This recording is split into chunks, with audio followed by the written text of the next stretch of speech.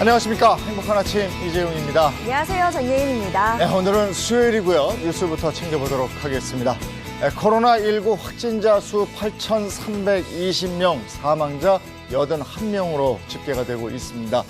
어제 교육부에서 코로나19 여파로 유치원을 비롯해서 초, 중, 고등학교 개학을 4월 6일로 추가 연기한다 이렇게 발표를 했습니다. 이렇게 3차 개학 연기를 발표하면서 실현 가능한 여러 대학 입시 일정 변경안을 검토 중임을 밝혀서 수능 등의 대입 일정 변경 가능성도 내비쳤고요. 코로나19 상황 변동에 따라서 4차 개학 연기를 하거나 역으로 3월 말에 다시 개학할 수도 있다는 가능성도 열어놨습니다. 이대 서울병원 연구팀이 천연물에서 코로나19 바이러스를 억제할 수 있는 물질을 찾아냈다 이랬습니다.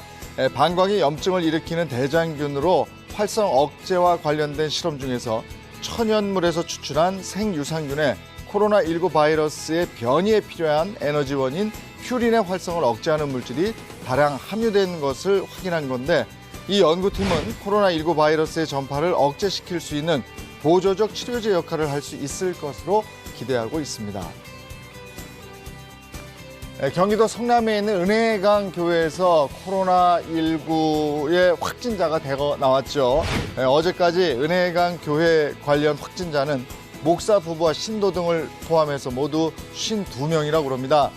그리고 지난 1일과 8일 예배 참석자들에게 분무기에 소금물을 담가서 입과 손에 뿌린 것으로 확인돼서 감염 확산을 부추겼다는 지적이 나오고 있기도 한데, 특히 분무기 사용자가 이 교회 목사의 부인이라고 합니다. 그런데 목사 부인도 지난 15일 확진 판정을 받아서 우려를 더 키우고 있는 상황입니다. 이어서 오늘 날씨 전해드립니다. 오늘 전국의 하늘 표정 대체로 맑겠습니다. 미세먼지 농도는요, 오늘 전국적으로 오전 한때 나쁨 수준 보이다가 오후가 되면서는 공기질 다시 청정해질 것으로 보입니다. 다만 오늘 오전 중부지방과 호남지방을 중심으로는 짙은 안개가 끼겠는데요. 가시거리가 짧아지는 만큼 출근길 교통안전에는 유의해 주셔야겠습니다. 비 소식이 없는 오늘 아침 최저기온은 영하 3도에서 7도 선 보이겠고요. 한낮 최고기온은 영상 14도에서 21도까지 훌쩍 올라서 포근한 봄 날씨를 보이겠습니다. 당분간 낮과 밤의 기온차가 10도 이상 크게 벌어지니까요. 감기 걸리지 않도록 건강관리 잘해주셔야겠습니다. 네, 3월 18일 수요일 행복한 아침 지금 시작합니다.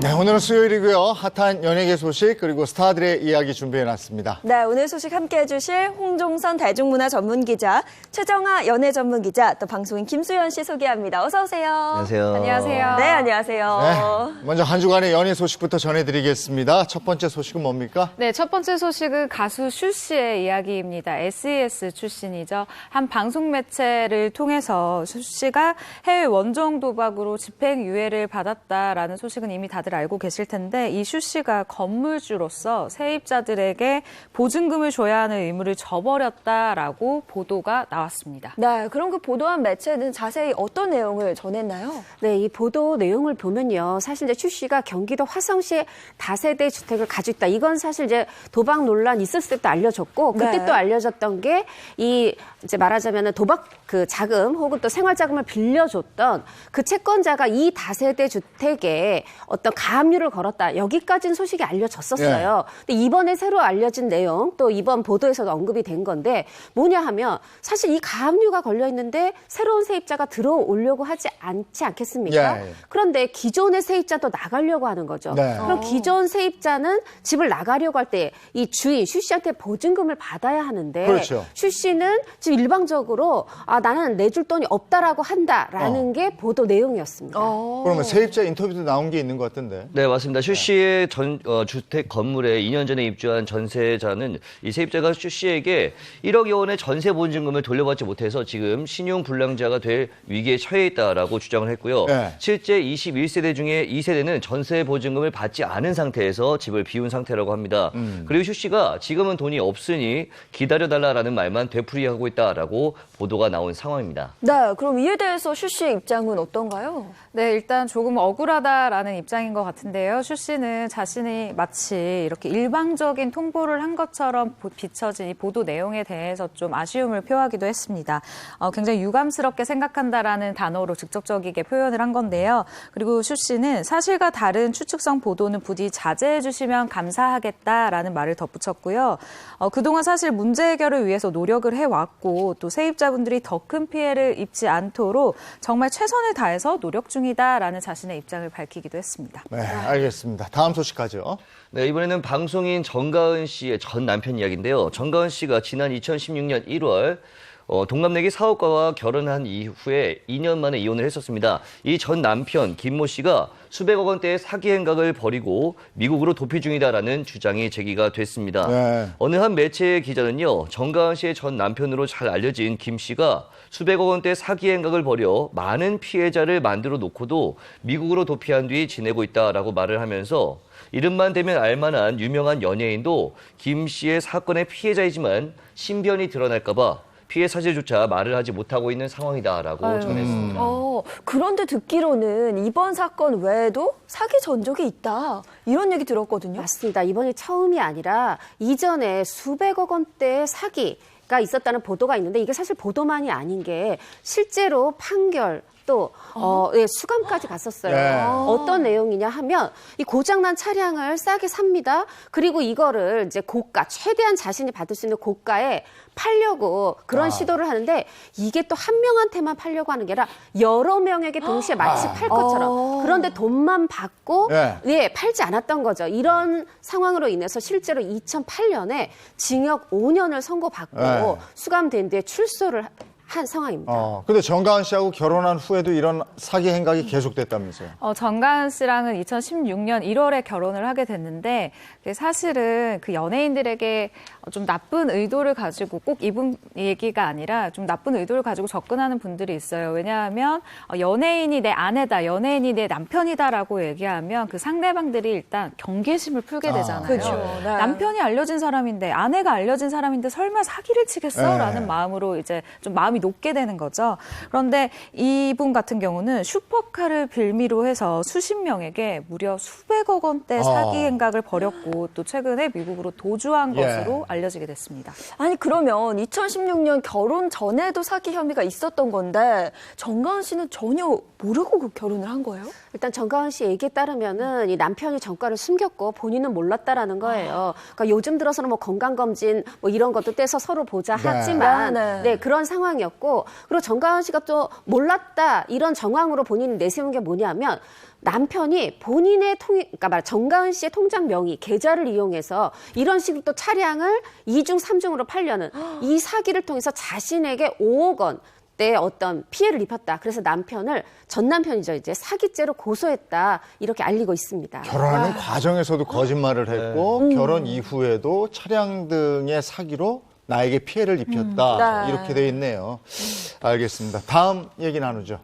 네, 발레리노 나대한 씨 소식인데요. 국립발레단 소속이잖아요. 그런데 이 국립발레단 이야기를 먼저 해야 될 것 같습니다. 이 국립발레단 같은 경우는 지난 대구, 그러니까 2월 14일, 2월 15일 양일간 대구에서 공연을 올리게 됐었는데 사실은 대구에서 코로나19 확산세가 굉장히 높아지던 그때였어요. 그래서 국립발레단 차원에서 우리가 2주 동안 다 같이, 제작진들도 다 같이 자체 격리를 하자라고 이야기가 나와 있는 상태였습니다.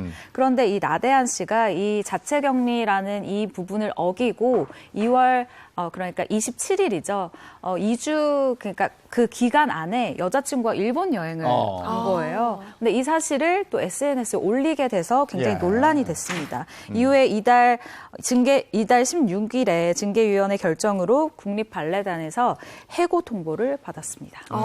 사실 제가 예술 쪽에서 전공을 했어서 알고 있는데 국립발레단이 이렇게 정단원을 해고 해고한 사례가 이제껏 단 한 차례도 없었거든요. 맞아요. 네, 그렇죠. 지금까지 폭력이나 어떤 이미지 훼손의 사유로 인해서 감봉 처분을 받은 단원들은 있었지만 이렇게 해고가 된 단원은 처음이라고 합니다.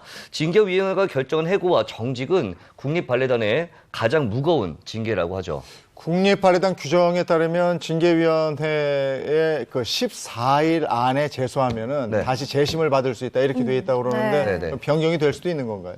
네, 이제 나대한 씨가 재심 청구를 하게 되면 두 번째 위원회가 열릴 텐데 네. 이게 조금 상황을 보면요. 일단 위원회 구성이 첫 번째 위원회랑 같아요. 김수진 예술감독, 또 뭐 사무국장, 이사회, 이사, 감사 이 구성원이 똑같고 그리고 이분들이 첫 번째 위원회에서도 자의적 판단을 한 게 아니라 어떤 규정에 근거해서 했는데 그 규정이 이 국립발레단의 위상에 심각한 해를 끼쳤을 때 해고할 수 있다라는 규정이 있다는 겁니다. 네. 하다 보니까 이 나대한 씨가 재심을 청구해서 두 번째 위원회가 열려도 이 결정이 바뀌기는 쉽지 않다. 이런 전망이 우세한 상황입니다. 네, 그렇군요. 그러면 국립발레단 측의 입장도 밝혔나요? 네, 그렇습니다. 국립단체로서 이렇게 무리를 일으킨 점에 대해서 굉장히 죄송스럽게 생각을 한다라고 이야기를 밝혔는데요. 그러면서 이번 사태를 국립발레단 쇄신의 기회로 삼겠다라는 이 이야기를 덧붙이기도 했습니다.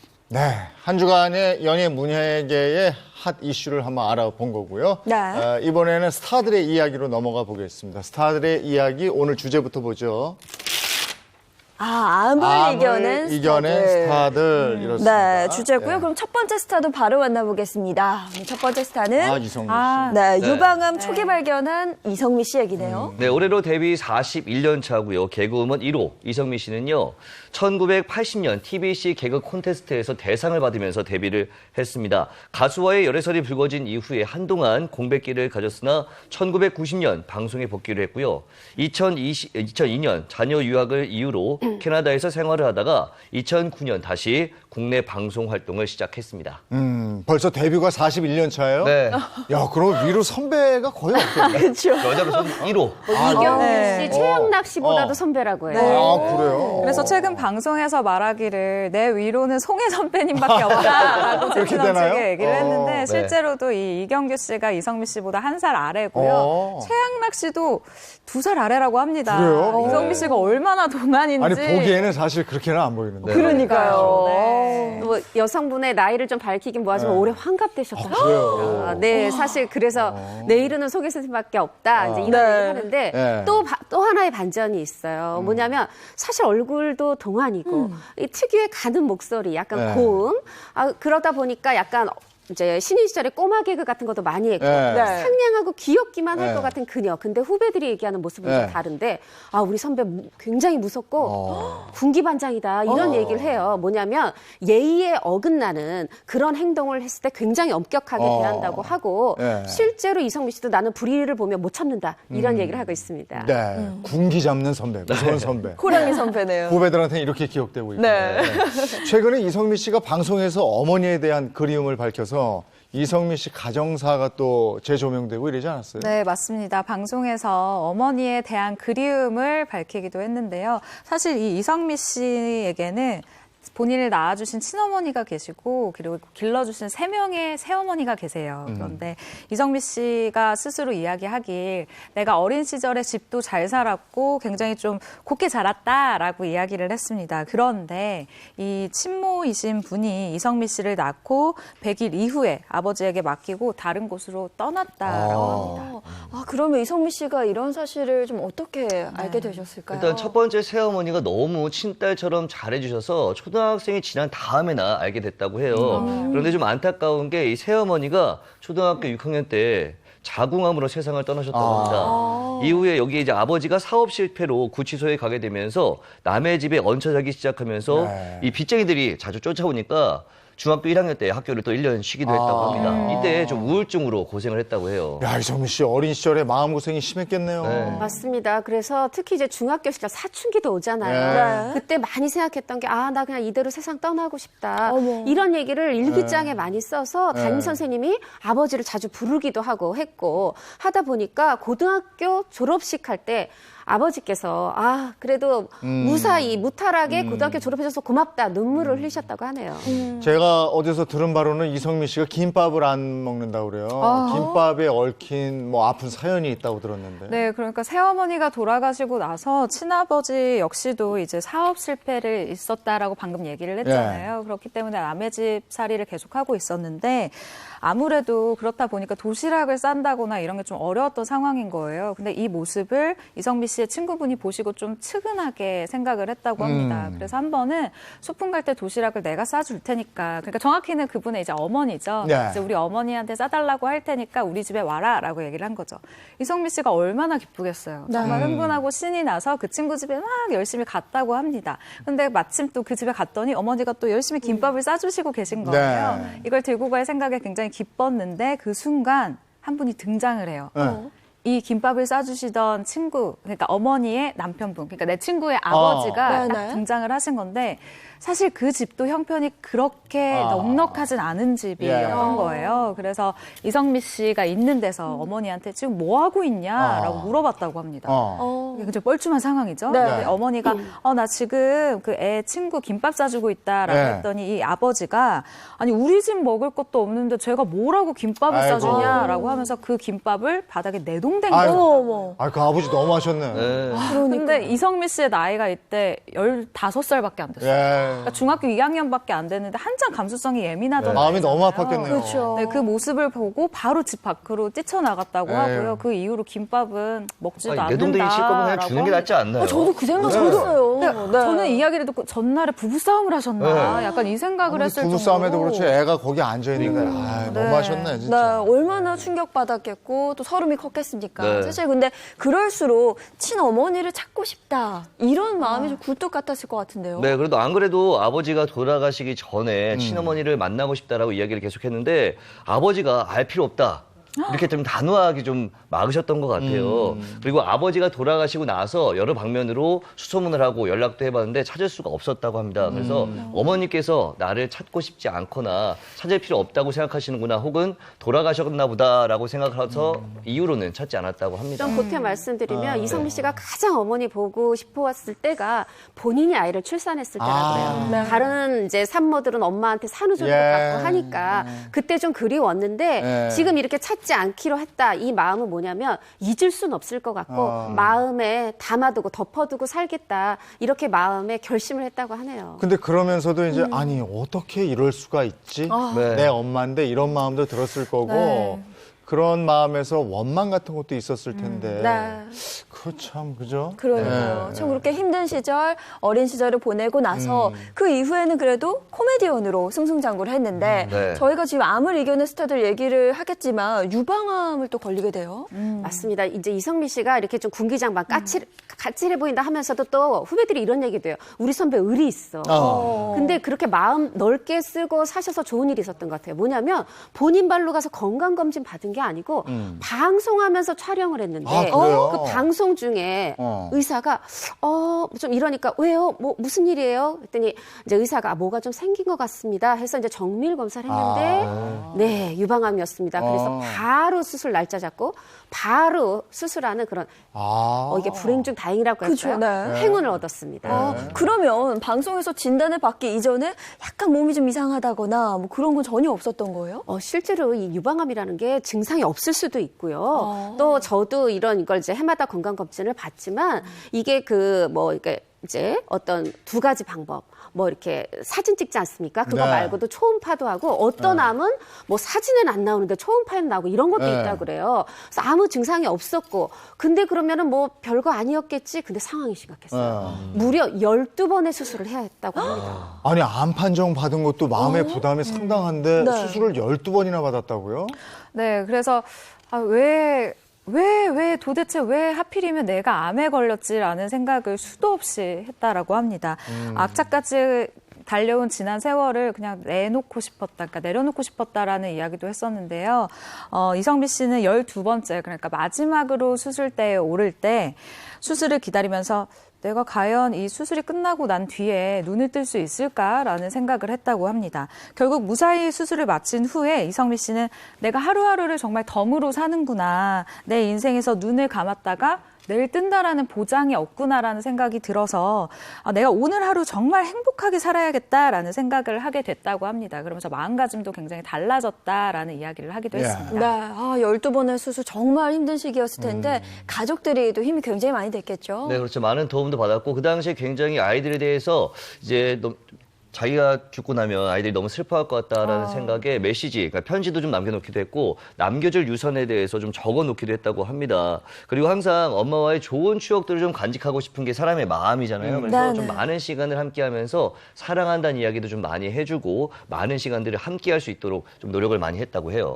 가족 외에도 힘이 돼준 분들이 있을 텐데. 동병상련이라고 하죠. 이제 고인이 되신 김자옥 씨. 당시에 이성미 씨가 투병 중이실 때 대장암을 앓고 있었는데 그때 이성미 씨한테 전화를 걸어오셨다고 해요. 사실 친분이 이렇게 두터웠던 건 아닌데 너 암으로 힘든 거 내가 잘 알아 이렇게 위로를 해주셨고 그 뒤에 그래서 두 분이 알콩달콩 재밌게 지내셨는데 먼저 또 세상을 가시지 않았습니까? 지금 이성미 씨 건강하시고 이러다 보니까 또 한 번 이성미 씨가 인생의 허무함 이런 것들이 마음에 밀려들었다고 하네요. 사실 우리 재용 MC도 암을 이겨낸 스타 중에 한 분이신데 암 판정을 받았을 때 어떠셨어요? 암을 이겨낸 건 맞지만 스타는 아니에요. 근데 어쨌든 저도 그때 연기였기 때문에 네. 저는 그냥 뭐 수술하고 나면 뭐 다 낫겠지, 전이 된 데도 없고 했었는데 뭐 그런 생각을 하고 있었죠. 저도 사실은 가족 중에 그 암이 걸리신 분이 있어서 그 마음을 조금은 알 것 같은데 아무래도 남아있는 가족들에게 메시지를 쓰시게 되더라고요. 혹시 네. 우리 재용 MC님도 저는 그때 저희 큰애가 고3이었고 수능 앞두고 있고 또 뭐 그때 수시 논술 전형으로 학교를 가야 되는 입장이어서 오히려 의사 선생님이 연기고 수술하면 됩니다. 그래서 그렇죠. 다 낫는 거죠. 그다음에 그 시험 다 끝날 때까지 한 달 정도 수술 미루고 네, 저 논술 시험 다 끝나는 거 보고 그리고 갔어요. 근데 애가 또 한참 또 고3인데 시험 끝나고 좀 예민하니까. 놀아야 될 거 아니에요. 네. 그렇죠. 네. 그래서 저 위암이라는 얘기 안 하고요. 그냥 뭐 간단한 수술이 있으니까 재밌게 놀아 이렇게 수술하고. 끝나고 나서 부모 마음은 아버지 마음이 네, 그렇죠. 아니 저는 믿었어요. 의사 선생님이 다 잘 고쳐주겠지. 근데 그 믿음이 딱인 게 지금 너무 건강하시죠. 우리 저희 중에 아마 제일 건강하신 저도 그렇게 느낍니다. 아니 그러면 이성미 씨도 지금 건강 상태 괜찮으신 거죠? 건강 상태 괜찮으시고 사실 이제 계속 지난해까지도 예능 하시다가 지금 좀 건강 관리하고 계신데 바로 일주일 전부터 이렇게 다시 예능에 발걸음 하셨으니까 쭉 방송 활동 이어나가시길 바랍니다. 네. 자 다음 스타 보겠습니다. 네. 그러면은 두 번째 스타는요? 양희은 씨. 네. 양희은 씨는 아까 이성미 씨가 데뷔 41년 차라고 했는데요. 데뷔 50년 차입니다. 정말 한국 포크 역사에서 빼놓을 수 없는 인물이고요. 중후한 성량, 이상적인 음색을 가진 가수이기도 하죠. 정말 노력도 노력이지만 저분은 타고난 가수예요. 네, 그 좋은 청량한 목소리로 네. 그 구슬픈 감정을 표현하는 능력은 저분이 최고인 것 같아요. 양희은 씨가 뭐. 그랬죠. 1971년에 노래 아침 이슬로 데뷔를 했고 많은 분들이 아시겠지만 70년대, 80년대 민주화 운동의 어떤 대표곡으로 네. 화제가 된 곡이기도 합니다. 그리고 많은 히트곡을 남겼고요. 유행어로 너 이름이 뭐니? 맞아요. 그리고 양희은 씨는 방금 전에 저희가 소개해드렸던 이성미 씨와 소위 말해 연예계 절친이라고 하죠. 굉장히 또 두터운 사이죠. 네, 맞습니다. 양희은 씨와 이성미 씨는 수십 년간 이 끈끈한 인연을 이어오고 있는데요. 이성미 씨는 어릴 적부터 엄마의 빈자리를 느꼈다라고 이야기를 하잖아요. 그런데 이성미 씨의 이런 사정을 잘 알고 있던 양희은 씨가 첫 만남에서 너 엄마 없이 자랐다며? 라고 또 워낙 말투가 네. 이제 직설적이시잖아요. 그쵸, 그쵸. 이렇게 딱 이야기를 하고 또 안아주는 이야기를 합니다. 집합해줄게. 밥 먹으러 와. 라고 이야기를 한 거예요. 근데 그 말이 인연이 돼서 지금껏 계속해서 집밥을 먹으러 계속 가고 있고 이 인연도 이어지고 있다고 합니다. 음성 지원되는 것 같아요. 밥 먹으러 와.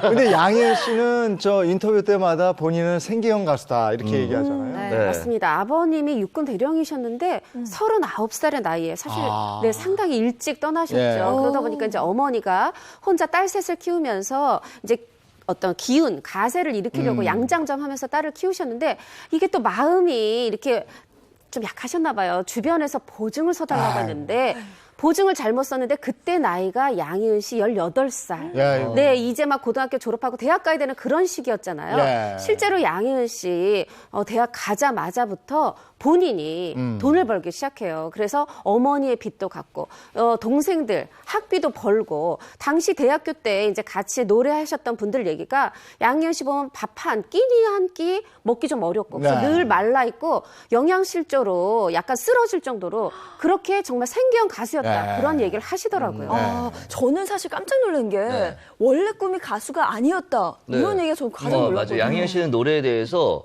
도망치고 싶으면 누군가가 항상 그 자리에 갖다 놓은 것처럼 운명처럼 계속 따라다녔다. 노래 부를 수밖에 없었다라고 표현을 해요. 그래서 음악은 운명이다라고 표현을 하기도 했는데요.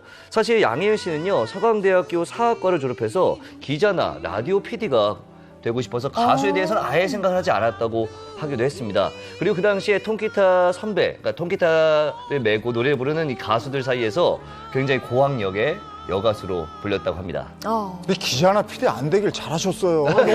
목소리로. 너무 저 다행이에요. 가수하니까 저 전화해도 계속 저렇게 왕성하게 활동하시죠. 그러니까요. 여기에도 기자 2분 있지만 수명이 짧아요. 저희가 정말 열심히 절 봤을 때. 그리고 저희 지금 저 앞에도 PD들 있지만 PD도 수명 짧아요. 그럼요. 기회는 한번 좋았을 것 가수는 같아요. 영원한 가수. 아니 그럼 근데 어린 시절에 많이 아팠다고 들었었거든요. 네, 맞습니다. 소아마비를 알았는데 우리 보통 소아마비를 팔다리로 이렇게 앓잖아요. 네. 근데 좀 양희은 씨는 좀 달랐다고 해요. 어떻게 보면 어른들의 약간 중풍처럼 그렇게 소아마비가 왔는데 다행히도 본인 표현이 조선 말기 명의가 날 고쳐졌다. 그러니까 말하자면 숨은 고수가 고쳐졌는데 그러면서 이제 열이 식고 이 몸 바깥으로 열이 나가는데 그 나가는 출구가 입이었다 그래요. 그러면서 그때 당시에 입이 삐뚤어졌고 양희은 씨 좋아하시는 분들 아시지만 늘 이렇게 가만히 계셔도 살짝 입꼬리가 한쪽에 올라가 있잖아요. 아, 네네. 네, 그게 소아마비의 후유증이라 하고 그래서 나는 웃고 있는데 남들이 보면 입실룩 비웃는 걸로 약간 비아냥 이런 표정으로 오해하신다고. 조소같이. 네, 조소처럼. 근데 네. 그렇지 않고 웃고 네. 계신 거라니까 우리가 이해해드린다는 거예요. 아, 저는 그냥 약간 카리스마 있는 모습으로 기억하는데 네. 이게 또 그 후유증 아픔이 있었네요. 네. 그랬군요. 그렇군요. 근데 이제 시련이 또 한 번 찾아오게 되는 거죠. 30대 때 찾아왔다고 들었는데. 네, 제 나이 정도 때였을 것 같은데요. 일단 친동생이자 탤런트 양희경 씨의 말을 좀 빌려와야 될 것 같습니다. 양희은 씨가 외국 여행을 갔다가 돌아왔는데 이 배가 정말 남산만큼 이렇게 불러 있었다고 해요. 네. 그런데 당시에는 임신 8개월이다라고 얘기를 해도 사람들이 뭐 예를 들면 믿을 정도로 그 정도로 배가 많이 불러 있었던 거예요. 그래서 당시 양희경 씨가 또 실제 임신 중이기도 했었고 그래서 양희은 씨에게 아무래도 산부인과 쪽으로 문제가 있는 것 같다라는 생각이 들어서 불안함에 병원에 데려가서 검사를 받게 했는데 네, 결과는요? 네, 결과는 점액성 난소암이었다라고 합니다. 좀 생소한 암이기도 네. 하죠. 이 점액성 난소암이라고 아주 커다란 공 안에 액체 자체가 암으로 채워져 있는 거예요. 그래서 이 점액성이기 때문에 혹시라도 이 공처럼 생긴 이 물주머니가 터지게 되면은 전신에 암이 퍼지게 아이고. 되는 그러니까 정말 위험한 아찔한 상황이었던 거죠. 예. 이때 양희은 씨 나이가 불과 31살밖에 되지 않았다고 그래요. 하니까 저보다 더 어린 나이인데 예. 와, 이 충격을 어떻게 감당을 할 수가 있었을지 저는 감히 상상이 되지 않네요. 그런데 비극은 이 암 판정에서 끝나지 않고 3개월 시한부 선고까지 받게 됩니다. 아니 암 판정 받은 것도 그런데 시한부 판정까지 받았어요. 네, 사실 그때 양희은 씨가 직접 의사들한테 드렸던 것은 아니고 의사들이 나누는 얘기를 통해서 대략 암인 것 같다라고 좀 짐작을 했다고 하고요. 난소암이 사실도 수술을 한 뒤에 퇴원을 하기 전에 의사 선생님께서 항암 치료를 권유하면서 난소암이었다라고 이야기를 했다고 합니다. 당시 굉장히 좀 심했어요. 심하게 좀 그렇죠. 예. 그랬는 모양이에요. 네네. 네, 맞습니다. 그 난소암 판정을 받고 수술을 해야 되는데 이게 어느 정도의 네. 그 물주머니가 컸냐면 이게 방금 뭐 우리 얘기했지만 뭐 만삭 인부처럼 보였다고 했잖아요. 그걸로 인해서 장기들이 다 위로 뒤로 밀려 있는 상황이었다고 그래요. 우리 보통 맹장이 오른쪽 아래에 있는데 그게 등 쪽으로 밀렸을 정도라고 하니까 그 물공의 크기가 어느 정도인지 짐작이 됩니다. 네, 당시에 31살이었는데 살이었으면 지금 딱 제 나이 정도 되는 거거든요.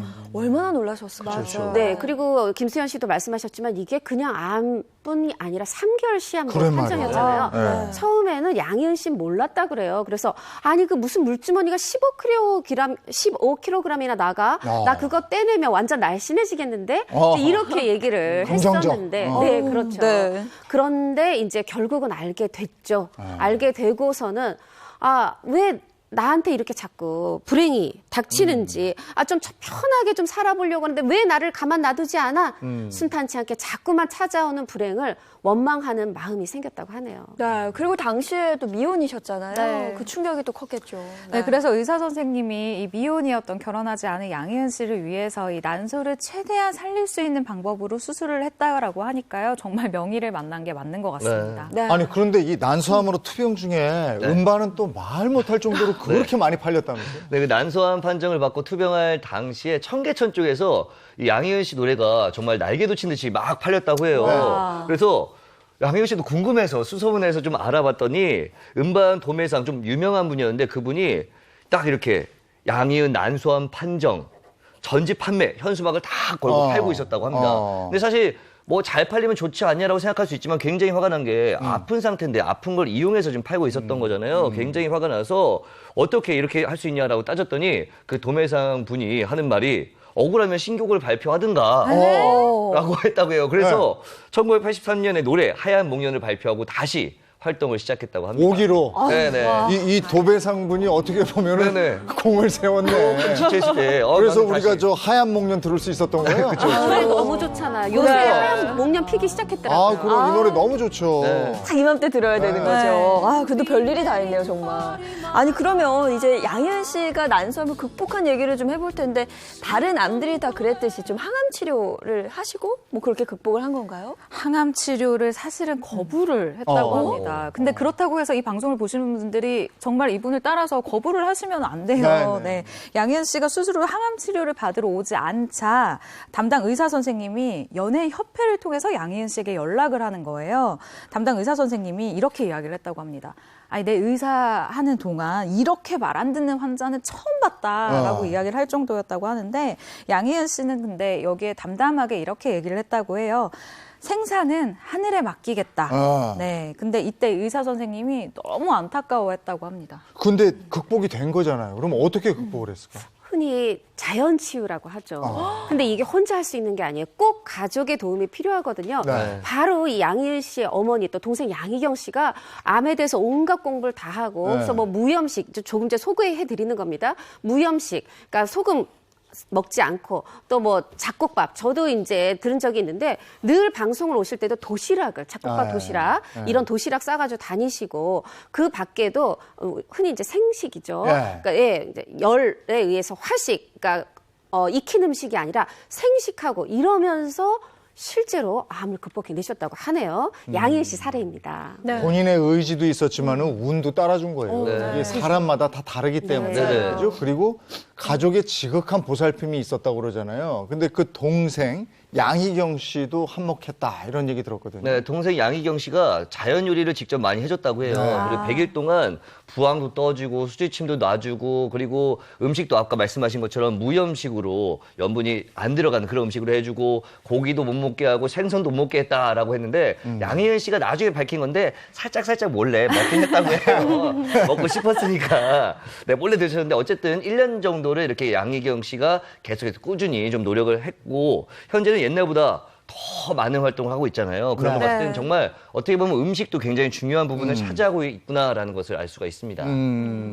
그렇군요. 그러면 양희은 씨는 난소암을 이겨내고 나서 행복한 나날들을 이제 맞이하게 되신 거죠? 네, 그렇습니다. 양희은 씨는 일만 정말 열심히 하다 보니까 사람을 만날 계기가 없었다고 해요. 저의 이야기 같네요. 네. 그래서 일이나 하면서 살아야 되겠다. 나는 일과 결혼했다라고 생각을 하면서 그렇게 열심히 일을 하던 순간에 현재 남편분을 만나게 됐는데요. 현재 남편분을 만나고 무려 3주 만에 결혼을 하게 됐다고 합니다. 야, 뭐 이렇게 급했어. 네. 예? 일단 뭐 그런 거 있잖아요. 짝꿍 만났을 때처럼 두 사람이 동시에 좋아했는데 한마디로 그죠. 첫눈에 반했다. 라고 표현할 수가 있었다고 합니다. 네. 네. 그리고 평상시에 뭐 남편과 공통점도 많고 그리고 코드가 비슷하기 때문에 좀 많이 사랑하고 있고 제일 중요한 거 편안함을 느낄 수 있다라고 전했어요. 그러면서 양희은 씨는 옛말에 사계절을 겪으면 뭐 겪고 나서 결혼을 해야 된다는 말이 있는데 자기였으면은 그걸 다 겪고 결혼은 못했을 것 같다. 그때 한 게 맞다. 그래서 사랑을 과시하기로 했습니다. 아니, 결혼하신 분들 계신데 그 말이 맞나요? 눈에 뭐가 씌었을 때 하는 게 아니 결혼이라는 게 뭐 짧게 연애해야 잘 산다 아니면 아니야 사계절은 거쳐야 돼 이게 다 사람마다 다른 것 같아요. 정답은 그 커플들마다 다르지. 맞아. 근데 네. 똑같은 정답으로 우리가 다 살 수 있다면 아마 이혼하는 분도 없을 것 같아요. 그러니까요. 집 발자더라고. 아니, 저는 사실 그리고 아까 잠깐 네. 놓쳤는데 우리 또 재용엽 씨도 암을 이겨냈는데 어떻게 좀 이겨냈는지 저는 가장 중요한 건 조기 발견이에요. 조기 발견. 저는 건강검진을 매년 했기 때문에 네. 바로 발견했고 그래서 연기에 네. 가만히 있을 때 발견해서 너무 다행이다. 바로 전이 되기 전에 수술조차 할 수 있었죠. 너무 다행이에요. 그게 정말 중요합니다. 맞아요. 미리. 건강 장수의 비결이 건강검진이라는 말이 있잖아요. 네. 맞습니다. 양희은 씨 얘기로 다시 좀 넘어가 보자면 네네. 방송에서 그렇게 사랑해서 결혼한 남편과 굉장히 행복한 모습도 많이 보여줬었죠. 네. 네. 어떻게 보면 결혼한 이후에 연애하는 분들처럼 차차 알아가면서 굉장히 잘 지내는 평온한 모습을 보여주었는데 호사다마라고 하죠. 또 한 번의 시련이 찾아오는데 자궁 근종입니다. 이 이제 자궁 안에서 이 여성은 이제 한 달주기로 이렇게 네. 피를 만들기도 하고 조혈이라고 하죠. 또 이제 하혈, 이제 몸 밖으로 내보내기도 하는데 이 조혈 속도보다 하혈 속도가 너무 빨라서 네. 악성 빈혈에 걸리시게 됐는데 이 정도가 너무 심해서 결국은 자궁 적출을 해야 되는 상황이 됐고요. 또 이 자궁 적출을 통해서 건강을 회복하셨지만 네. 임신은 어렵게 됐습니다. 속상했겠네. 네. 네, 그래도 양희은 씨는 굉장히 씩씩했었는데요. 일단 자궁 적출 수술 이후에 상실감도 없이 지나갔다라는 이야기를 했어요. 갱년기 역시도 그렇게 느끼지 못하고 지나갔다라고 했는데 이 이유에 대해서 아마도 내가 어릴 때 고생을 너무 많이 해서 이런 부분들이 그냥 좀 비교적 수월하게 지나간 것 같다라고 사실은 좀 담담하게 이야기를 했었거든요. 그런데 이렇다 보니까 아이에 대한 마음도 그렇게 크지 않았던 것 같다라고 자신의 이야기를 했어요. 근데 아이를 낳지 않고 지내다 보니 주변에서 아이 한 명 입양하는 게 어떠냐, 마음으로 낳는 자식이라고 하지 않냐라고 자꾸 입양 권유를 하더래요. 그런데 이를 거부를 하면서 나는 남편과 둘이 살아도 지금 행복하다, 둘이 열심히 잘 살고 있다라고 이야기를 하기도 했습니다. 그렇게 좀 자유롭게 살 수 있는 건 네. 남편분의 성격 자체도 네. 소위 말해 굉장히 쿨하기 때문에 가능한 그렇죠. 일일 것 그 같아요. 아이를 낳지 못하게 됐을 때 남편분께서 그냥 이렇게 말했다고요. 그냥 우리끼리 살면 되지. 그 말에 양희은 씨가 굉장히 감동을 받고 또 고마웠다고 하는데 양희은 씨는 이렇게 얘기를 했어요. 아이 없는 부부는 둘 중에 하나다. 너무 싫어하거나 너무 좋아하거나. 근데 우리는 후자다. 너무 좋아하는 거다. 뭐 생애 고비를 있는 그대로 함께 넘긴 우리 아이가 없기 때문에 지금은 강아지들로 키우면서 위로를 받고 또 많은 위안도 받고 살고 있다라고 고백을 하기도 했습니다. 행복하시면 되는 거죠. 네. 저희 방송에서 네. 뵐 때도 보면 행복하신 것 같아요. 네. 너무 좋아요. 네, 그리고 이제는 뭐 툭툭 말하시고 네. 또 만난 거 찾아서 뭐 드시고 이런 거 좋아하시죠. 네, 맞아요. 네. 건강하게 우리에게 계속해서 좋은 노래 많이 들려주시기 바랍니다. 네, 계속 네. 그 에너지 나눠주시길 바라겠고요. 네. 이어서 세 번째 스타 한번 보겠습니다. 네. 이경진 씨. 네, 1970년대 광고계의 여왕이죠. 1974년에 MBC 공채 탤런트로 데뷔한 이경진 씨, 청순한 미모로 대중의 사랑을 받은 원조 국민 여동생이기도 합니다. 원조 국민 여동생은 임혜진 씨죠. 네, 물론 이경진 씨도 1974년에 이제 데뷔를 하면서 원조이긴 한데 이보다 어떻게 보면 조금 더 국민 여동생으로 불렸던 게 이경진 씨라고 할 수가 있습니다. 전성기였던 1980년대에는 유지인, 장미희, 정윤희 씨 등과 함께 어깨를 나란히 하면서 여러 작품에 출연을 했고요. 1981년 한국방송대상 연기상을 수상하는 등 연기력도 인정을 받았습니다. 그리고 1982년 프로야구 출범 이후에 최초의 연예인 시구자이기도 합니다. 이 정도면 국민 원조 맞죠? 인정입니다. 네. 아니 뭐 사실 지금도 너무너무 아름다우시지만 제가 놀랐던 부분은 미혼이시라고 들었어요. 네, 미혼이시고 그때 당시를 생각해 보면, 그러니까 뭐 트로이카 있었지만 이경진 씨는 어떻게 보면 좀 영화 쪽보다는 안방극장을 지키면서 연기력을 과시했었고 네. 또 굉장히 그 CF를 할 때도 뭔가 이렇게 똑 부러지게 어떤 그 소비자의 포인트를 탁탁 짚어주는 그런 이지적인 이미지가 있었어요. 이런 것과 맞물려서 당시에 부장검사하고 스캔들이 났을 때도 사람들이 막 이걸 좀 다르게 보기보다는 좀 이지적인 이미지랑 어울려 이랬었는데 그게 이제 결혼까지 이어지지 못했고요. 이게 이경진 씨 마음에 좀 상처가 됐었다고 본인이 나중에 얘기를 하셨는데 그 뒤에 또 사실 당시에 또 여자 배우들이요. 미국 재미교포하고 결혼하면 시집 잘 가다 이런 얘기 또 듣던 한 어떤 그 시대 또 시대를 풍미했던 그 결혼 풍습이 있었는데 네. 이때 또 이경진 씨가 미국에 재미교포 의사와 결혼을 한다. 발표를 했고 실제로 본인이 미국 로스앤젤레스로 건너갔습니다. 그리고 거기서 결혼식까지 올리게 되는데 우리가 이렇게 결혼식 올릴 때 정말 이렇게 축하하는 말만 해야 되는데 이 결혼식 도중에 신랑이 어떤 얘기를 듣게 돼요. 뭐냐 하면 바로 그 부장 검사와 약혼까지 했다 파혼했다 이런 얘기를 듣게 되면서 아니 그래도 이게 사랑이 좀 두텁게 쌓이지 않았던 건지 장거리 연애로 원거리 연애로 이 결혼식만 올리고 그대로 끝이 나게 돼요.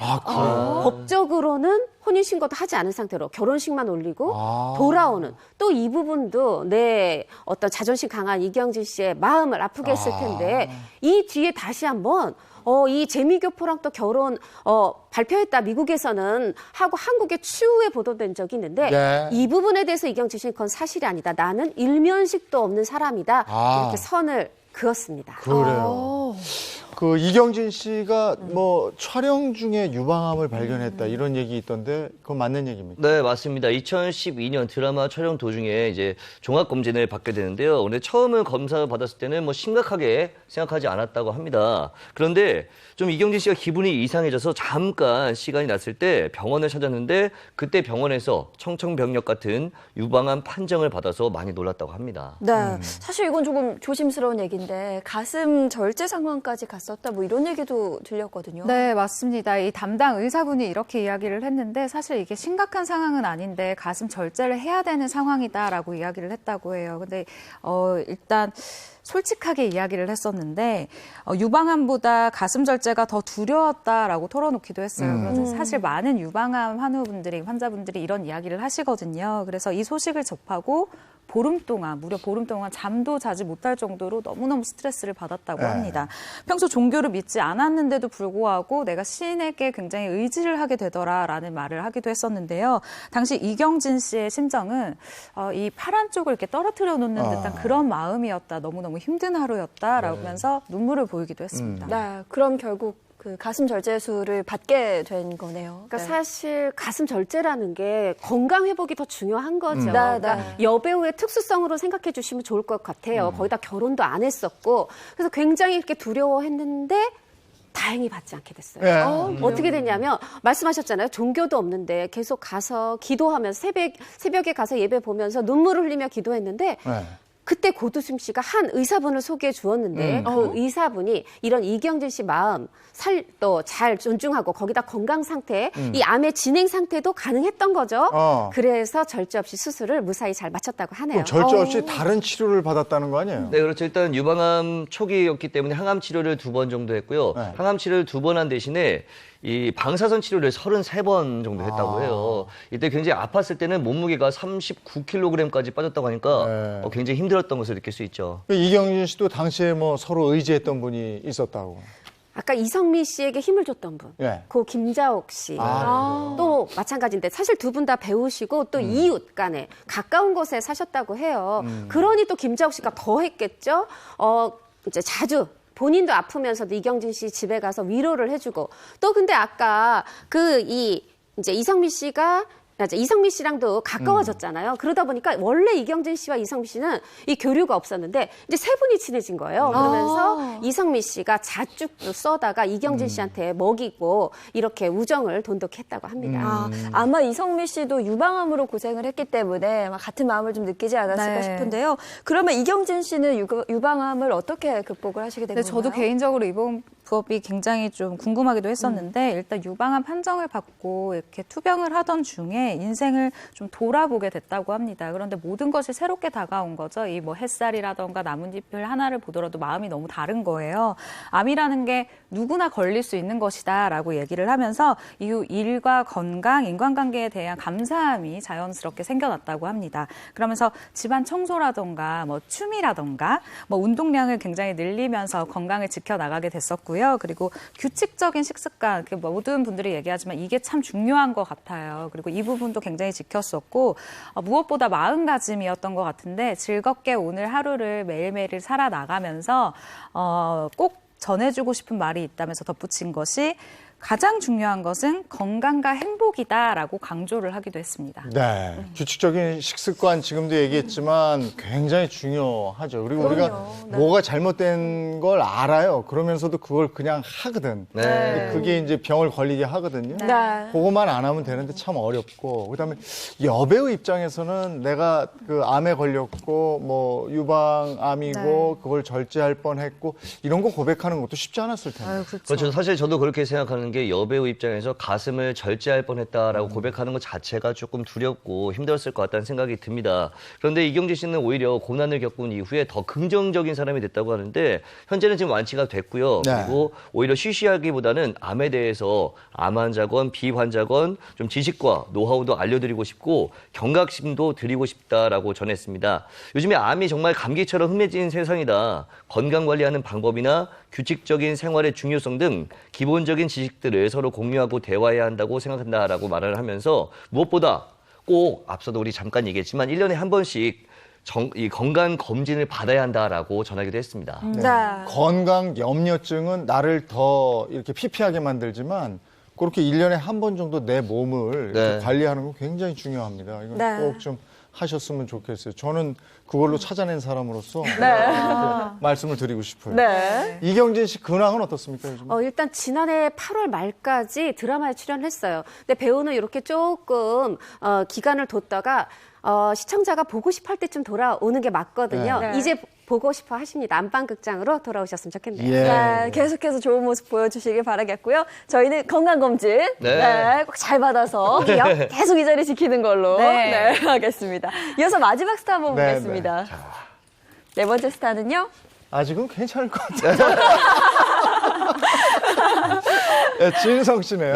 요즘 대세예요. 정말 네. 저희 방송에도 출연하셨었는데 진성 씨가 나왔는데 또 저희가 노래를 안동역을 안 듣고 갈 수는 없죠. 한번 살짝 들어볼까요? 네. 너무 좋아요, 이 노래 정말.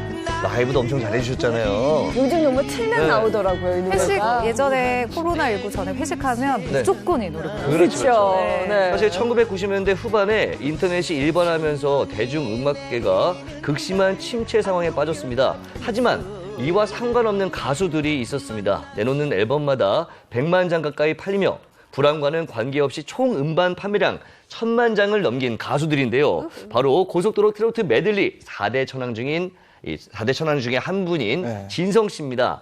요즘은 뭐 앞서 잠깐 이야기했지만 예능의 대세 아이콘으로 부상을 했고요. 트로트계의 우량신인 유산슬의 스승으로 활동을 했습니다. 그리고 유산슬이란 이름 자체도 우리 또 진성 씨께서 맞아요. 네네. 아니, 저 맞대요. 그걸 지어줬대요. 네, 맞습니다. 근데 아직 무슨 연락이 없다고.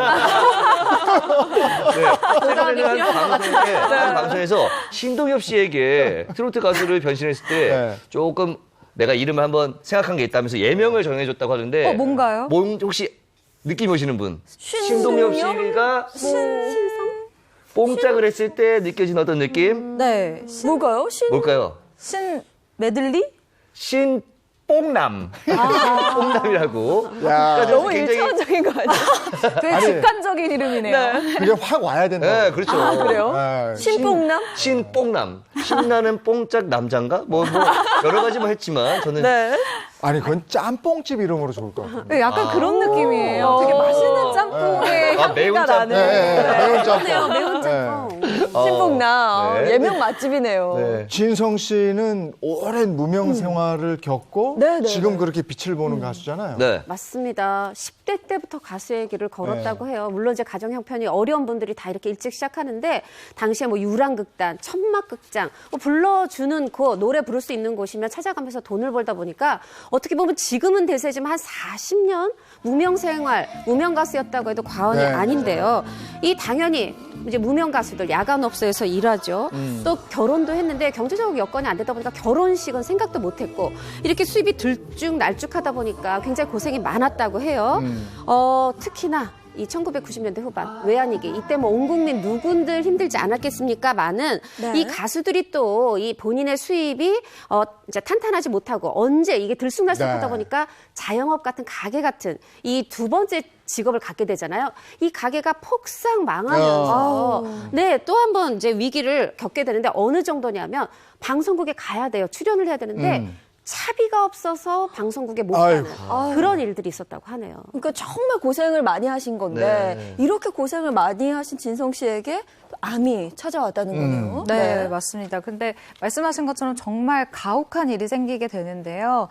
정말 오랜 무명 생활 끝에 안동역에서가 빵 뜨게 되잖아요. 네. 근데 이 곡이 히트를 하고 나서 2년 정도 정말 정신없이 뭐 전국을 돌아다니고 있을 때 정말 듣고 싶지 않은 이야기를 듣게 됩니다. 바로 림프종 혈액암 판정을 받았다라고 이야기를 한 네. 건데요. 그런데 이게 심지어 끝이 아니었어요. 좌측 심장 판마증이라는 병이 동시에 같이 와 있었던 거예요, 이미. 당시 진성 씨는 죽음의 문턱까지 가 있었다라고 당시를 이야기하면서요. 지금도 생각하면 가슴이 아프다 못해 시리다라고 이야기를 했습니다. 매일 통곡 속에 살았다고 해도 과언이 아닐 정도였다고 하니까 그 아픔이 얼마나 컸을지 짐작이 되네요. 아니 근데 제가 알기로는 진성 씨가 처음에는 이게 암인 줄도 몰랐다고 그러더라고요. 네, 맞습니다. 어느 날 몸이 좀 무거워져서 나는 스케줄이 좀 많은가? 스케줄에 지쳐서 그런가 하고 병원을 찾았는데 첫 번째 병원에서 링거만 맞고 퇴원을 했다고 해요. 그런데 조금 더 시간이 지나니까 좀 몸이 더 많이 아파졌고 다른 병원을 가보니까 앞서 말씀한 림프종 혈액암을 판정을 받았다고 합니다. 그리고 여기에다가 심장 판막증 진단까지 받았는데 생각을 해보니까 노래하다가 호흡이 좀 달려가지고 땅바닥에 이렇게 쓰러진 적도 있었다고 해요. 진단을 받고 나서 다 뭐 이렇게 생각하시겠지만 왜 하필 나일까? 이제야 사람답게 살고 있는데 신도 참 무심하다. 사실 굉장히 오랜 무명 때문에 네. 이제야 조금씩 빛을 발하기 시작했는데 좀 많이 힘들었다고 합니다. 살만한데 왜 나한테 이런 일이 찾아오나. 그쵸. 뭐 정말 네네. 하늘도 원망스럽고 막 이랬을 거예요. 네.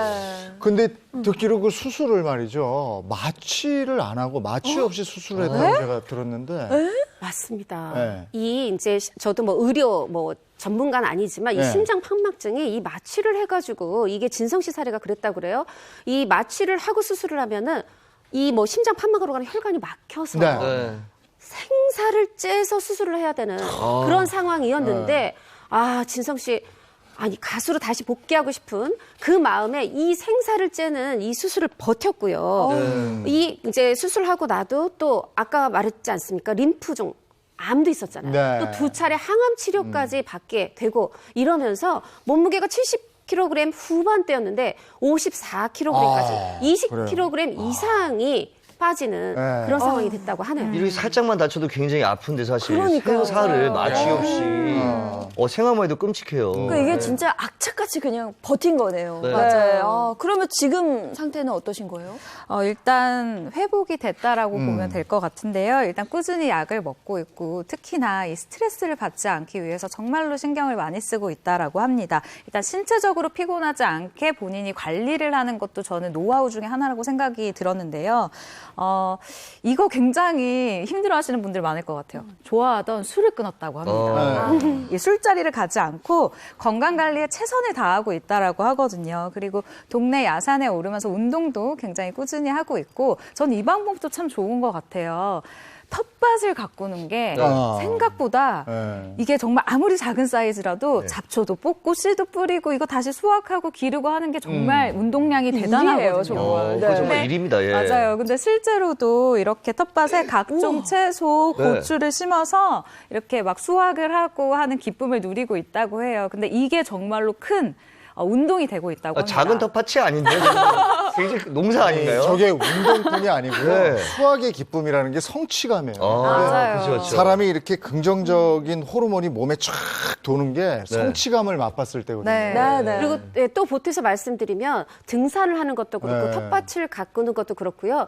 이게 내가 가꿔서 뭐 유기농을 먹어서만의 문제가 아니라 흙하고 가깝잖아요. 네. 흙을 밟는 사람한테는 꼭 흙은 건강을 되돌려주더라고요. 그래서 지금 내가 좀 몸이 꼭 암이 아니더라도 안 좋다 하시는 분들 멀리 뭐 큰 산 가실 필요 없어요. 네. 동네 뒷산만 일주일에 한 번만 다니셔도 네. 정말 건강해집니다. 기분 좋아요. 네. 그리고 네, 흙을 밟고 바위를 밟고 이것도 있지만 네. 그 힘들잖아요. 네. 그 힘든데 정상에 올라갔잖아. 네. 거기서 오는 희열이 있어요. 네. 성취감이죠, 그게. 산 워낙 좋아하시니까 네, 아시네요. 저도 일주일에 한 번씩 가요. 그 아내분이 그렇게 내조를 너무 잘하셔서 네. 내가 완치되는데 아내의 힘이 크다 이렇게 얘기하잖아요. 네. 맞습니다. 그 가족의 힘이 정말 컸는데요. 이 아내분이 이 암에는 생백도라지를 먹으면 심장과 그리고 암에 참 좋다라는 이야기를 들은 거예요. 그래서 동네 분들 그리고 전문 신만이 분들과 함께 산을 갔다고 합니다. 네. 그리고 이 생백도라지를 캐기 위해서 바위 틈을 이제 올라간 거죠. 그래서 딱 발견을 하고 우리 남편을 줄 생각을 하고 이걸 막 캐고 있었는데 바위 높이가 한 3m 정도 됐었다고 합니다. 근데 이곳에서 아내분이 아무래도 기술이 없잖아요. 그래서 발을 헛디뎌서 떨어지게 된 거예요. 그래서 머리가 찢어져서 꿰매고 지금도 좌측 볼 한쪽에는 이제 그 당시에 남아있던 흉이 남아있고 상처가 아직도 있다라고 해요. 그래서 진성 씨가 아내가 나를 위해서 이렇게 얼굴에 흉터까지 없고 이렇게 너무 고생을 하는 모습을 보면서 너무 마음이 아팠다라고 이야기를 했고요. 실제로 저도 이 방송을 봤는데 눈물을 흘리시더라고요. 그러니까 이게 시간이 지나도 아내에 대한 고마움과 미안함이 가슴속에 계속 남아있는 것 같아요. 그럼. 이게 지금 결과론적으로 머리만 다치셨으니 다행이지 네. 사실 정말 큰일 날 수 그쵸, 있었던 그쵸. 일이잖아요. 네. 저는 어느 아내분이 남편 약초 먹이겠다고 정말 3m 바위를 갈 수 있을까 정말 평생 보은하셔야 될 것 같아요. 그런 정성으로 이제 훌훌 털고 일어난 건데 그 6개월 만에 다시 이제 활동을 재개했어요. 네. 조금 이른감이 있지 않나 하는데 괜찮으니까 나오셔요. 네. 일단 뭐 말씀하신 것처럼 이른감이 있죠. 근데 앞서 네. 우리가 이야기했지만 정말 악착같이 버티고 생사를 째가면서도 수술해서 이겨내신 겁니다. 그리고 6개월 동안 이제 좀 살아있다는 것 자체에 이젠 다행이다 하고 희망도 좀 생겼다고 해요. 그러고 나니까 무명 생활이 길었잖아요. 네. 이제 네. 안타까움도 생기는 거죠. 아, 내가 이 대중들에게 잊혀지면 안 될 텐데라는 두려움도 좀 생기면서 옛날에는 트로트 가수들이 사실 노래 한 곡만 잘 만나면은 뭐 한 30년도 먹고 네. 살았다라는 맞아. 얘기가 있었는데 이제는 조금만 TV에 안 보도 잊혀진다 그런 두려움에 더 빨리 활동을 하면서 복귀를 했다고 합니다. 네. 저는 이렇게 무리하는 남편을 보면서 그 정성스러운 아내분은 마음이 얼마나 아팠을까 또 그렇죠. 그런 생각도 들고요. 맞아요. 평생 잘하셔야 될 것 같아요. 네. 아니 근데 이 아내분이 정말 대단한 분이신 것 같은 게 그 먼저 베푸신 거예요. 뭐냐면 이전에는 이제 원래 없이 이제 두 분이 시작하다 보니까 진성 씨가 처음에 돈을 못 벌어서 못 주다가 이제 벌어도 안 줬다고 해요. 근데 그렇게 생활비도 안 주는 남편을 위해서 3m 바위에 올라간 겁니다. 네네. 그러고 이제 아내가 부상까지 입고 또 다행히 살고 이러다 보니까 정말 진성 씨 고마웠던 것 같아요. 그 다음부터 이제 생활비를 주기 시작하는데 본인이 번 돈에 이제 7을 주고 본인이 3. 말하자면 이게 뭐 이제 기획사한테 7대 3. 네, 7대 3 했는데 그 뒤에도 아내가 또 주지 않던 생활비를 주니까 얼마나 또 남편이 더 잘하는 거죠. 네, 네. 하다 보니까 최근에는 또 그 아내의 지극정성에 고마워서 9대1 네. 아내에게 9를 드린다고 하네요. 9대1. 일은 또 뭐예요? 나름 비상금인가요? 진성 씨의 약간 이유가 있다면은 100을 다 줄까라도 생각을 했었는데 인생은 또 어떻게 될지 모르니까 10 정도만은 나에게 주겠다라고 했다고 합니다. 그리고 안동역에서가 굉장히 히트한 다음에 따로 금팔찌와 또 금반지까지 선물해줬다고 하네요. 아, 근데 저는 금이 약간 약하지 않나. 금이요? 네. 네, 정확히 그런 생각 보셨네요. 드는데. 네, 그 이제 여자들의 로망이죠. 뭐 그게 꼭 있어서 맛은 아니겠지만 네. 그 다이아몬드 반지.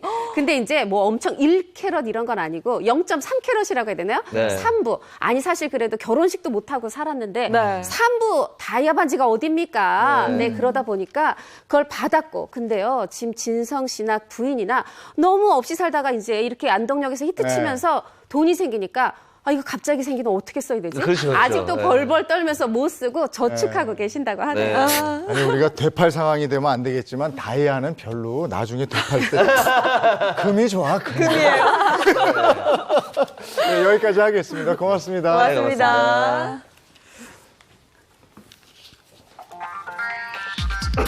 이어서 금주의 박스오피스 순위 전해드립니다. 5위는 정직한 후보, 4위 지푸라기라도 잡고 싶은 짐승들, 3위 1917, 2위 다크워터스, 1위는 인비저블맨입니다.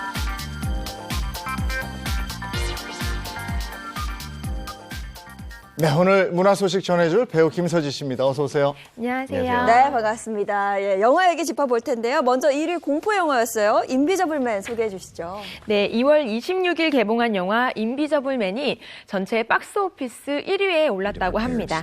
영화 인비저블맨은 누구에게도 보이지 않는 존재가 나타나면서 벌어지는 예측할 수 없는 공포를 다룬 영화로 영화 겟아웃과 어스 제작진이 참여한 작품으로 알려져 있습니다. 네, 인비저블맨 같은 경우에는 2020년 개봉한 작품 중에 3주 연속 전체 박스오피스 1위를 기록한 유일한 작품으로 의미를 더하고 있는데요. 뿐만 아니라 코로나19로 침체에 빠진 이 극장가에서 아주 꾸준한 관객몰이를 이어가고 있어서 더욱 눈길을 끌고 있습니다. 네, 다음 영화는 어떤 영화입니까? 네, 전 세계를 뒤흔든 스포트라이트 제작진의 충격 보발 실화 작품 영화 다크 워터스입니다. 인류의 99%를 독성 물질 중독에 빠뜨린 미국 최고 화학기업 듀폰의 독성 폐기물질 유출을 폭로한 변호사의 이야기입니다. 주인공 마크 러팔로는 거대 기업의 홀로 맞선 변호사 로 빌럿을 맡아 인생 캐릭터를 만났다는 전 세계의 호평을 받으면서 뜨거운 열연을 펼쳤습니다. 네, 근데 이 다크워터스 토드 헤인즈 감독이 정말 대단한 부분이 있어요. 저도 영화 기자로서 이 영화를 보고 느낀 점이 그 어떤 현란한 수사 없이 이야기의 힘만으로 2시간, 그러니까 127분이라는 시간을 정말 묵직하게 관객을 끌고 나가는 그런 영화거든요. 몰입도가 굉장한 영화다라고 저는 얘기하고 싶은데요. 이 영화 같은 경우는 주인공이 겪었었던 이야기를 아주 담담히 카메라가 따라가면서 모두가 외면했던 불편한 진실을 이 주인공이 겪어나가는 모습을 담아내고 있습니다. 네, 굉장히 기대가 되는 작품들이고요. 다음 살펴볼 작품은 지금 개봉 연기가 되고 있는 작품이에요. 네, 그렇습니다. 바로 영화 콰이어트 플레이스 2인데요. 소리내면 죽는 극한의 상황, 실체를 알 수 없는 괴생명체의 공격에서 간신히 살아남은 가족이 생존을 위해서 놈들에 맞서면서 소리 없는 사투를 벌이는 이야기인데요. 네, 당초 3월 개봉 예정이었는데 코로나19 사태로 인해서 개봉을 잠정 연기한 상태라고 합니다. 네. 그럼 언제 개봉되는지 그거 확인된 건 없는 건가요? 네, 일단 좀 안타까운 상황인 거죠. 배급사 측은요, 국내 상황에 따라서 추후에 개봉일 확정 고지를 안내해드리겠다라고 지금 밝힌 상황이고, 콰이어트 플레이스 2의 개봉을 기다려주신 많은 분들이 있거든요. 그 모든 분들에게 너그러운 양해를 부탁드린다라고 전한 상태입니다. 사실 제가 그 영화를 굉장히 기다리고 있는 사람이죠. 네, 원을 봤었거든요. 너그러운 양해 부탁드린다고. 알겠습니다. 네네. 너무 재밌었는데. 양해해 주실 건가요? 양해하겠습니다. 아니 영화계도 지금 굉장히 심각한 상황이잖아요. 네네. 코로나19로 네. 인해서 뭐 극장 전체 분위기가 좀 굉장히 맞아요, 침체돼 있고 맞아요. 이렇던데요. 네, 사실 이제 일 관객이 3만 명까지 떨어지는 상황이 왔어요. 그러니까 한국 영화 사상 정말 최악의 상황이다라고 얘기를 할 수가 있는데요. 코로나19 여파로 정말 극장가가 얼어붙어 있습니다. 영화계 역시 마찬가지고 개봉을 연기하는 작품들도 굉장히 많아요. 예를 들면 뭐 사냥의 시간이라던가 콜이라던가 잘 만든 작품들이 네. 관객들과 만날 시기를 조율을 하기 위해서 계속해서 연기를 하고 있는 상황이거든요. 관객을 불러 모을 묘책은 그러니까 극장에서 이제 짜내야 되는 상황이 된 거죠. 네. 그래서 극장에서는 이런 묘수를 하나 내놨는데요. 작품성 그리고 흥행성을 모두 인정받은 지나간 명작들이 굉장히 많잖아요. 맞아요. 그래서 그때는 놓쳤지만 혹은 다시 한번 내가 극장에서 보고 싶다 하는 영화들을 현재 극장에서 굉장히 많이 개봉을 하고 있어요. 예를 들면 살인의 추억 같은 경우도 저는 최근에 다시 한번 가서 봤고 네. 기생충도 다시 하고 있는 상황이고요. 여러 가지 작품이 하고 있는 상황입니다. 이렇게 기획 전에 재개봉작을 배치를 하면서 관객들을 모을 그런 상황을 만들고 있는 그런 상황입니다. 네. 재개봉 영화들로 그럼 해결책을 찾았다고 볼 수가 있는 건가요? 그건 아닙니다. 네. 저예산이랑 다양상 영화들이 과감하게 3월 개봉을 결정한 상태입니다. 네. 네, 배우 이정은, 김상호 주연의 용기린의 곱창집, 그리고 오지호 씨가 주연한 영화죠. 악몽, 다큐멘터리 영화 리암 갤러거 등이 3월 개봉을 감행한다고 합니다. 네. 그래도 이렇게 재개봉작들을 배치해서 뭐 약간의 효과는 좀 누릴 수 있을 것 같다라는 생각도 들기도 하는데요. 네, 맞습니다. 극장 관계자와 인터뷰를 해봤는데 일단 신작 개봉 자체가 줄줄이 연기가 되고 있는 상황이잖아요. 그래서 콘텐츠가 굉장히 부족한데 이 상황에서 극장은 아무래도 타격을 입을 수밖에 없다라고 얘기를 하더라고요. 네. 근데 꾸준히 관심을 가져준 그런 명작들이 많기 때문에 이 작품들을 통해서 영화관의 프로그램 수를 굉장히 보충을 하고 있는 상황이고요. 또 관람객들에게는 어렵고 힘든 현 상황에 이렇게 뭔가 영화 한 편이 줄 수 있는 위로라는 게 또 있잖아요. 네, 그렇기 네. 때문에 이 위로를 주고 싶다라고 이야기를 하기도 했습니다. 네. 하여간 코로나19가 빨리 극복이 돼서 영화관도 우리 문화계도 활기를 좀 찾았으면 네. 하는 생각입니다. 네. 네, 고맙습니다. 맞습니다. 어제 각급 학교 개학이 또 연기가 됐죠. 아유, 이 아이들 데리고 집에서 뭘 하나 하고 걱정하시는 어머님들, 그 어머님들을 응원합니다. 네, 저희는 내일 아침 8시 더욱 알찬 내용으로 돌아오겠습니다. 행복한 아침, 행복한 하루 되십시오. 고맙습니다. 고맙습니다.